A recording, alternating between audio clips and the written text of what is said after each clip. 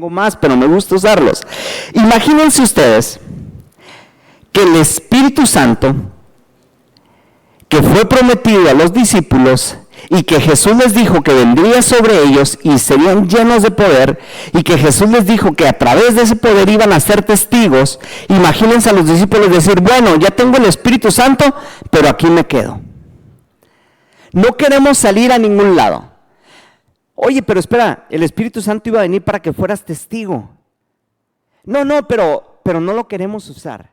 porque se vaya a desgastar el Espíritu Santo. ¿Verdad? Hay personas que no usan las cosas que les regalan porque se van a desgastar. Entonces yo digo, ay, entonces ¿para qué le regalan cosas? No, ya, yo las uso para que se desgasten. La promesa del Espíritu Santo iba a venir sobre los discípulos, pero no para que estuvieran escondidos, no para que estuviera guardado ese poder, sino para que realmente provocara en los discípulos a hacer todo aquello lo que Jesús les había enviado a hacer. Para eso era la promesa del Espíritu Santo, para eso iba a venir sobre ellos el Espíritu Santo. ¿Para qué? Para llenarlos de poder y que ellos fueran testigos. Vamos a entrar al capítulo 3 y vamos a ver cómo ese canje, ¿verdad? Cómo ese canje de usar al Espíritu Santo empieza a traer resultados. Porque no sé si tú sepas, pero cuando empiezas a permitir que el Espíritu Santo obre en tu vida, obligatoriamente, acompañado de eso, vienen frutos, vienen resultados. Es como cuando tú tienes un bote de pintura y tienes una pared en blanco y la quieres pintar y agarras el rodillo y le das la primer pasada y aunque no queda totalmente tapada, tú ya viste que algo cambió. El Espíritu Santo en tu vida empieza a provocar cambios que se empiezan a notar. Por eso la palabra nos habla y nos dice acerca de frutos dignos de arrepentimiento. Porque no podemos estar en Cristo Jesús 1 año, 2 años, 3, 4, 5 años y seguir siendo la misma persona. La Biblia nos habla que en nuestras vidas tienen que empezar a brotar frutos dignos de arrepentimiento. Por eso dice, el que mentía, ya no mienta más. El que robaba, ya no robe más. El que adulteraba, ya no adultere más. Porque tiene que haber en nosotros esos frutos dignos de arrepentimiento. Entonces, cuando la promesa del Espíritu Santo vino sobre los discípulos, luego empieza a haber algo en ellos que los motiva a hacer aquello por lo cual venía la promesa. Y dice el capítulo número 3, versículo 1. Pedro y Juan subían juntos al templo a la hora novena, la de la oración. Y era traído un hombre cojo de nacimiento, a quien ponían cada día a la puerta del templo, que se llamaba La Hermosa, para que pidiese limosna de los que entraban en el templo. Cuando vio a Pedro y a Juan que iban a entrar en el templo, les rogaba diciendo, ¿verdad? Denme limosna. Pedro, con Juan, fijando en él los ojos, le dijo, miramos. Entonces que él estuvo atento esperando recibir de ellos algo. ¿Por qué? Porque él estaba pidiendo unas moneditas, ¿verdad? Mas Pedro le dijo, no tengo plata ni oro, pero lo que tengo te lo doy en el nombre de Jesucristo de Nazaret. Levántate y anda. Y tomándole de la mano derecha le levantó, y al momento se le afirmaron los pies y los tobillos, y saltando se puso en pie, y anduvo y entró con ellos en el templo, andando y saltando, y alabando a Dios. Y todo el pueblo le vio andar y alabar a Dios, y le reconocían que era el que estaba sentado para pedir limosna a la puerta del templo La Hermosa, y se llenaron de asombro y espanto por lo que había sucedido. Este es el primer milagro que un discípulo de Dios, de Jesús, hace después de la llenura del Espíritu Santo. ¿Y dónde se dio este milagro? ¿Dentro del templo? No, se dio afuera del templo. Ellos iban al templo, pero dice la palabra que afuera del templo había un hombre que tenía un problema para caminar, no podía caminar, era cojo. Pero dice que se encontró con Pedro y Juan y les dice, denme una limosna, porque para eso lo llevaban. Mas Pedro y Juan, al verlo, dice que Pedro le dice, ¿sabes qué? Lo que tú necesitas, yo no lo tengo. Pero lo que yo tengo, tú sí lo necesitas. Se los voy a decir otra vez. Lo que tú necesitas, yo no lo tengo. Pero lo que yo tengo es lo que tú necesitas. Por eso Pedro le dice, es que no tengo plata ni oro, pero lo que yo tengo, te lo voy a dar. Y lo que yo te voy a dar va a ser mucho mejor que lo que tú estás pidiendo. ¿Sabes? A mí me impacta cuando la palabra de Dios nos dice que pedimos, pero que pedimos mal. ¿Alguien se ha puesto a pensar que pide mal a Dios? La verdad. Porque yo creo que todos pedimos de acuerdo a nuestras necesidades. ¿Cierto o no es cierto? Todos pedimos de acuerdo a nuestras necesidades. Pero tú no sabes si lo que tiene Dios para ti es mucho mejor que lo que tú estás pidiendo.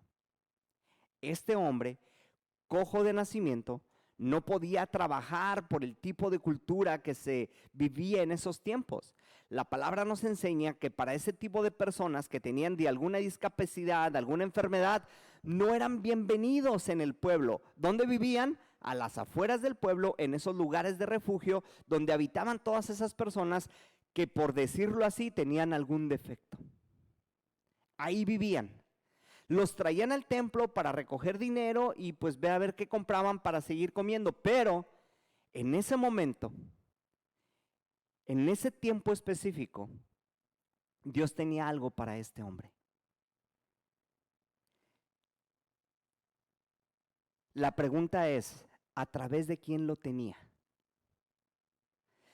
Ya no estaba Jesús en la tierra. ¿Quién era quien estaba haciendo ese tipo de milagros? Acuérdense que cuando Jesús estaba en la tierra, la gente iba y lo buscaba. Jesús va a venir al pueblo y ¡pum!, se armaba la campaña en el momento. No había cartelones, no había publicidad, pero de boca en boca decían, Jesús va a venir al pueblo. ¿Y qué era lo que hacían? Dicen que cuando Jesús llegaba a un pueblo, las personas llevaban a sus familiares enfermos para que Jesús los sanara. Entonces las personas, la gente de aquellos tiempos sabían quién era Jesús. Pero las personas de ese tiempo estaban por conocer a los que eran discípulos de Jesús. Y lo que ellos iban a hacer, lo que ellos estaban por comenzar a compartir, venía de un poder sobrenatural que provenía del Espíritu Santo. Entonces, imagínense la gente. Después de que vio aquel espectáculo de fuego sobre las cabezas de los discípulos, hablando en otros idiomas, viendo todo eso, diciendo, pero ¿ahora quién nos va a sanar?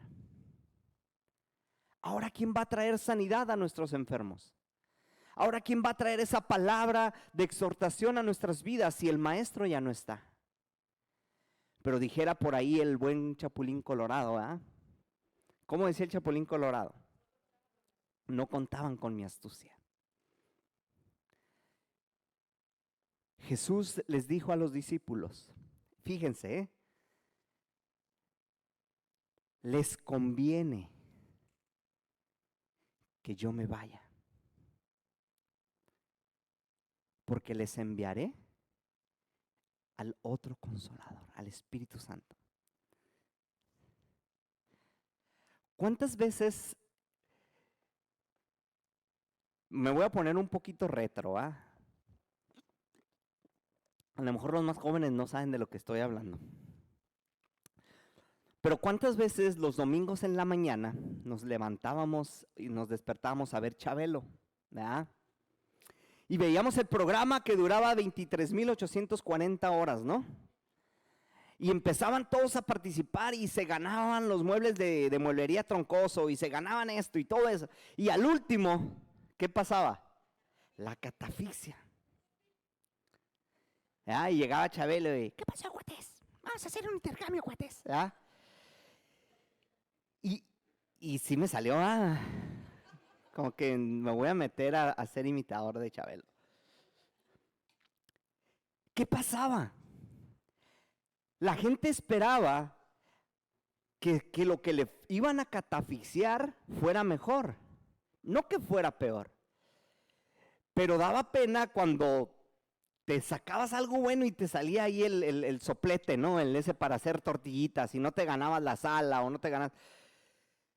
Fíjense, hay veces que te dicen te conviene, pero al final de cuentas no te convino, ¿verdad? Porque te salía la espantosa X o porque te salía lo peor de lo que había en las tres catafixias, te salía la más mala.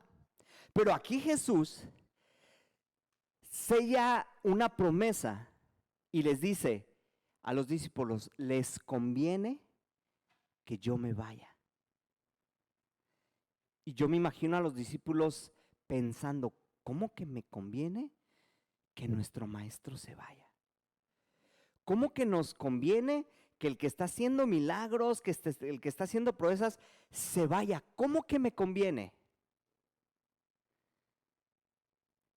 Les convenía, ¿por qué? Porque mientras Jesús estaba en la tierra, los discípulos no iban a poder hacer lo que tenían que hacer, porque tenían quien lo hacía. A veces, la pérdida, sin tú darte cuenta, representa ganancia. Se los vuelvo a decir. La pérdida, sin tú darte cuenta, representa ganancia. ¿Por qué? Porque a veces es necesario perder aquello que te mantiene en un punto de confort, en un punto de tranquilidad, en un punto de decir no tengo necesidad. Y por estar aferrado a esa conformidad, no estás recibiendo lo que Dios tiene para ti.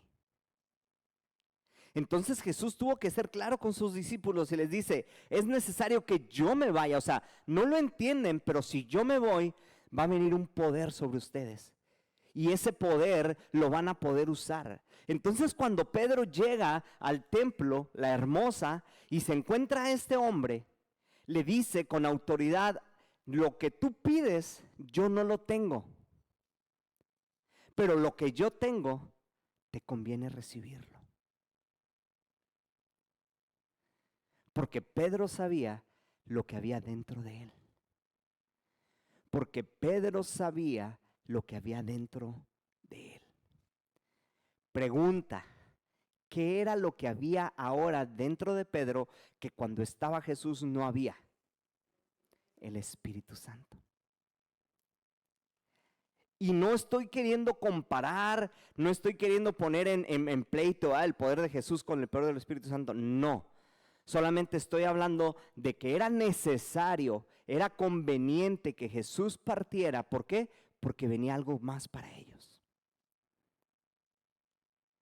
Y Pedro lo entendió y le dice a este hombre que estaba cojo, le dice, lo que yo tengo, te lo voy a dar.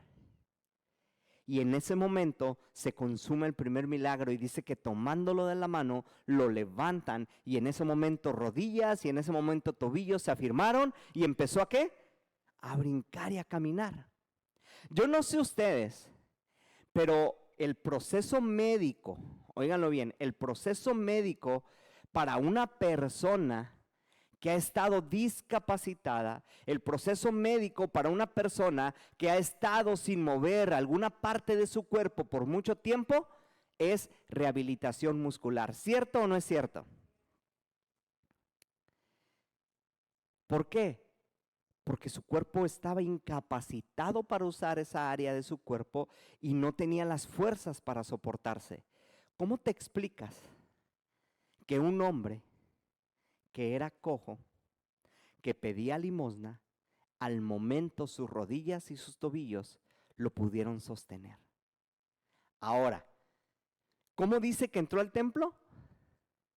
Brincando, o sea, no solamente se pudo sostener, no solamente pudo caminar, sino que pudo brincar. Estamos dándonos cuenta del poder que hay en el Espíritu Santo para restaurar. Por eso a veces nosotros nos preguntamos y decimos, ¿pero cómo lo hizo Dios? O la gente te dice, ¿pero cómo lo hiciste? Yo llevo tantos años queriendo cambiar y no puedo. Y tú en un ratito estás cambiando. ¿Por qué? ¿Por qué en un ratito dejaste de fumar? ¿Por qué en un momento dejaste de tomar? ¿Por qué? Porque el poder del Espíritu Santo está sobre ti. Y lo que muchas personas no pueden hacer por voluntad propia, el Espíritu Santo les da ese poder para que lo dejen de hacer. Entonces imagínate tú ese cuadro de Juan, de Pedro, llegando al templo, viendo a un hombre que les pide dinero y le dicen, no tenemos, pero lo que tenemos te vamos a dar. Lo toman de la mano, lo levantan y en ese momento este hombre es un hombre normal. ¿Te lo puedes imaginar? Es el primer milagro que uno de los discípulos, después de haber recibido el poder del Espíritu Santo, realiza. Ahora, dice la Escritura que todos los que estuvieron ahí, todos los que pudieron verlo, tuvieron asombro, pero también tuvieron espanto. ¿Por qué? Por lo que había sucedido. El libro de Hechos nos habla del inicio de la primera iglesia. Así como el Génesis es el principio, el inicio de la creación, el libro de Hechos nos habla del inicio de la iglesia. Y es que a veces nosotros creemos que para que sucedan cosas maravillosas tiene que pasar mucho tiempo. Pero el secreto no está en el mucho tiempo.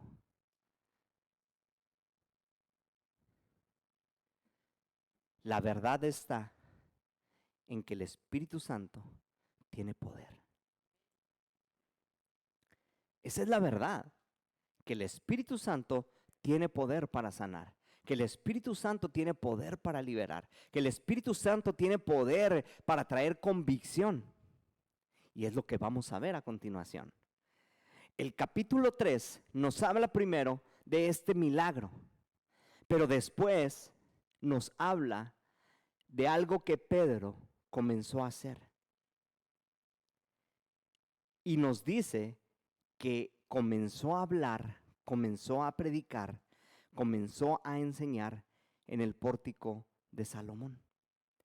Vamos a leer parte de esta enseñanza que la encontramos a partir del versículo 11.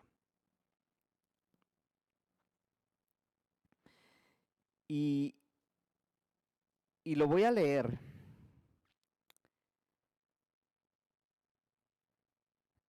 en la versión, la Biblia, creo que es la Biblia Viva. Versículo 11. Y dice: todos fueron corriendo al portal de Salomón, donde el lisiado tenía firmemente asidos a Pedro y a Juan. Y viendo eso, Pedro les dirigió la palabra y les dijo: hombres de Israel, ¿qué hay de sorprendente en esto? ¿Por qué nos miran como si hubiéramos hecho andar a este hombre mediante nuestro propio poder y por nuestra propia piedad? El Dios de Abraham, el Dios de Isaac y el Dios de Jacob y el Dios de nuestros antepasados, a través de este milagro, ha honrado a su siervo Jesús, a quien ustedes entregaron y rechazaron ante Pilato, a pesar de que éste estaba resuelto a ponerlo en libertad. ¿De qué está hablando Pedro aquí? Del momento cuando Pilato se lava las manos porque no supo qué hacer, le preguntó al pueblo y Pilato les decía: ¿a quién quieren en libertad? ¿A Jesús o a Barrabás? ¿Y qué gritaba el pueblo? Barrabás, ¿verdad? A ver, más fuerte, ¿qué gritaba el pueblo? Ándele, así. Esto está hablando Pedro. Y les dice: ¿de qué se maravillan? ¿De que hayamos hecho este milagro? ¿Que no vieron estos milagros que los hacía Jesús? O sea, ¿por qué se maravillan? ¿Porque ahora lo están viendo a través de nosotros? Pero Pedro dice: pero ¿sabes qué? No es por nosotros. Es por el poder que hay en nosotros.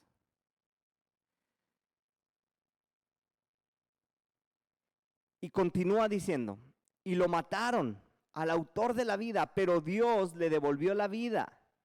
De ello nosotros somos testigos. ¿De qué está hablando Pedro? De cuando fueron a la tumba corriendo y se dieron cuenta de que ya no estaba. ¿De qué está hablando Pedro? De que después Jesús vino sobre ellos y los volvió a juntar y les dijo: espérense aquí hasta que venga sobre ustedes el Espíritu Santo. Pedro tenía esa autoridad para decir: yo he visto que Jesús realmente resucitó. 17. Hermanos, comprendo que lo que ustedes le hicieron a Jesús lo hicieron en ignorancia, y lo mismo podría decirse de sus dirigentes. Pero Dios estaba cumpliendo así las profecías acerca de los sufrimientos del Mesías. Por eso, arrepiéntanse y vuélvanse a Dios para que Él los limpie de sus pecados y para que Él les envíe desde su misma presencia tiempos de refrigerio y que les envíe al Mesías Jesús que fue antes prometido. Él debe permanecer en el cielo hasta que Dios restaure todas las cosas, como está profetizado desde los tiempos remotos. Como Moisés dijo, y fíjense esta palabra que Moisés dijo: Dios es el Señor, y Él levantará de entre ustedes un profeta parecido a mí. Presten atención a cuanto Él les diga. ¿Qué era lo que hablaba Jesús? ¿Qué era lo que predicaba Jesús? El reino de los cielos se ha acercado. Eso era lo que predicaba Jesús. Jesús predicaba perdón, arrepentimiento, libertad, porque eso vino, según el profeta Isaías. El Espíritu del Señor está sobre mí por cuanto me ha ungido para traer libertad, para libertad a los oprimidos, para dar vista a los ciegos, para predicar el año agradable del Señor. A eso vino Jesús. Ahora, ¿qué estaba predicando Pedro? ¿Estaba predicando algo diferente a lo que Jesús predicaba? No. ¿Pedro estaba haciendo algo diferente a lo que Jesús hacía? No. Pedro y los otros 11 anduvieron con Jesús por 3 años. Pedro y los 11 anduvieron con Jesús durante 3 años.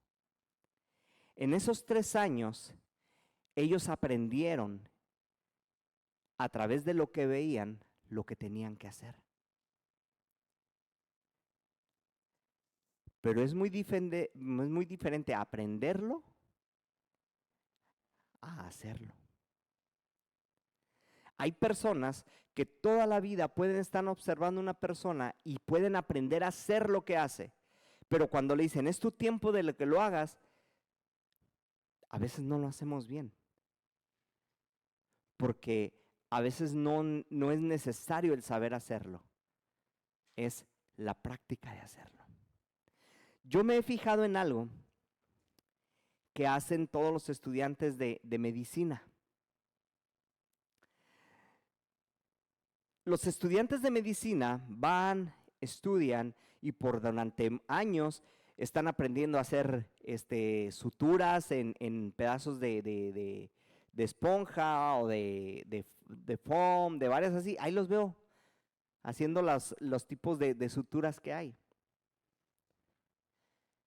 Pero llega un momento en que los llevan a un hospital y les dicen: lo que estuviste haciendo con la esponja, lo que estuviste haciendo con el foam, ahora lo vas a hacer ya en carne y hueso. ¿Y qué crees que pasa? Que están bien nerviosos.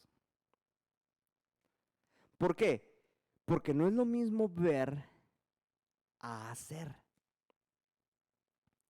No es lo mismo que sus discípulos hayan estado viendo a Jesús durante 3 años sanando, que hayan estado viendo a Jesús durante 3 años diciendo perdón de los pecados. No es lo mismo que lo hayan estado viendo durante 3 años hacer milagros, prodigios, sanidades, liberaciones, que decir: ahora lo tienes que hacer.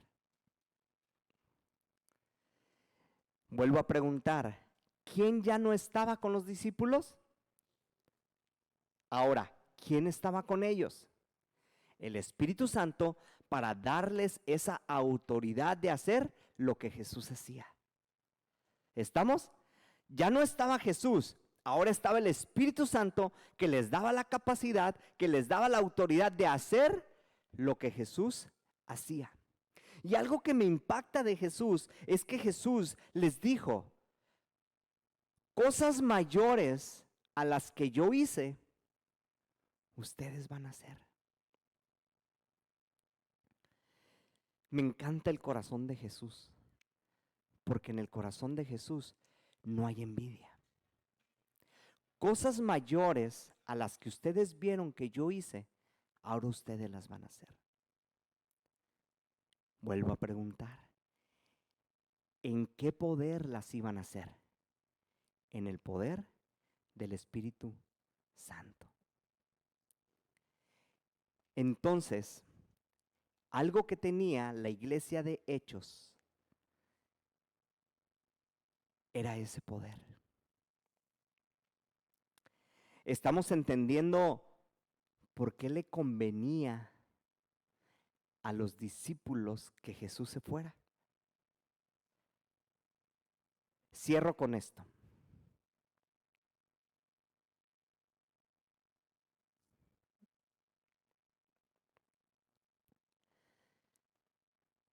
El primer punto por el cual Jesús vino a morir a esta tierra fue para pagar por nuestros pecados.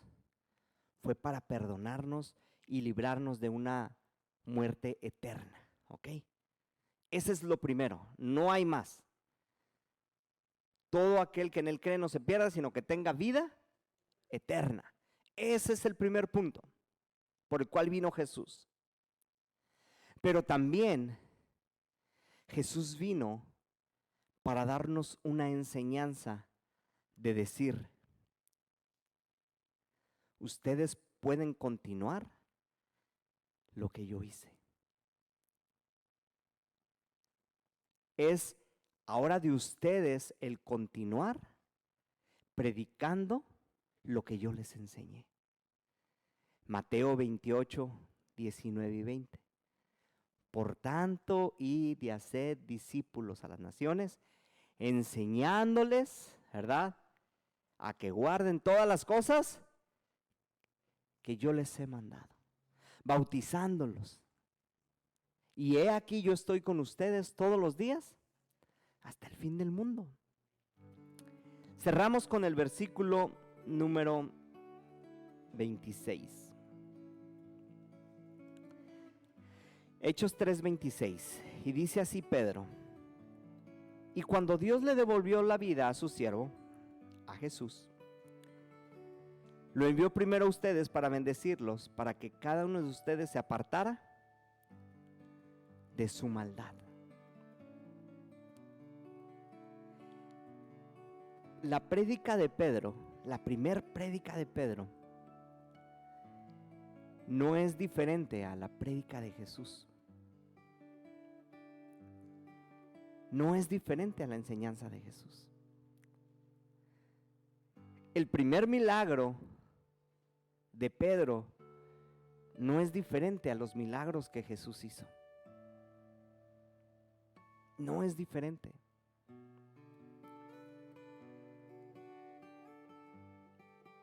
Y lo interesante de Pedro aquí, yo sé que también está mencionado Juan, pero el que habla, el que le dice al paralítico, el que habla a la gente es Pedro. Pero en estas dos situaciones hay algo que sostiene Pedro y dice: esto que ustedes vieron no es por mí. Esto que ustedes vieron es por quien está en mí. El primer milagro, la primera predicación o la primera enseñanza se da en este capítulo, capítulo 3. Pero viene respaldado del capítulo 1, donde está la promesa que Jesús les hizo antes de ir al cielo, y está respaldado en el capítulo 2 por la promesa que llegó a sus vidas, y esa promesa se llama poder del Espíritu Santo. Cuando dice recibiréis poder, la palabra poder en el original es la palabra dunamis, que quiere decir algo similar a dinamita. Dunamis es lo más cercano a nuestro idioma en dinamita. ¿Alguien sabe lo que es una dinamita? ¿Para qué la usan? Para explotar. El Espíritu Santo iba a venir a sus vidas para explotar todo aquello que habían aprendido de Jesús. No algo inventado, no. Para explotar aquello que habían aprendido de su Maestro Jesús. Por eso Pedro dice, hey, no hay nada de que yo me pueda gloriar en esto. Todo es porque el Hijo de Dios al que ustedes entregaron nos lo prometió. Todo esto es porque vino el poder del Espíritu Santo sobre nuestras vidas y nos ha capacitado para predicar, nos ha capacitado para sanar. Pero esto, mis amados hermanos, que está en el Hechos 3, es solamente el principio de las grandes cosas que la iglesia estaba por hacer. Esto que estamos viviendo nosotros es el principio de las grandes cosas que Dios quiere hacer a través de ti y a través de mí. Pero quiero cerrar con una pregunta. ¿Qué es lo que nos hace falta para llegar a eso? ¿Qué nos hace falta? Dinamita. ¿Qué nos hace falta? Esa dinamita, ese dunamis, ese poder. Pónganse de pie. Esa palabra que dice sobre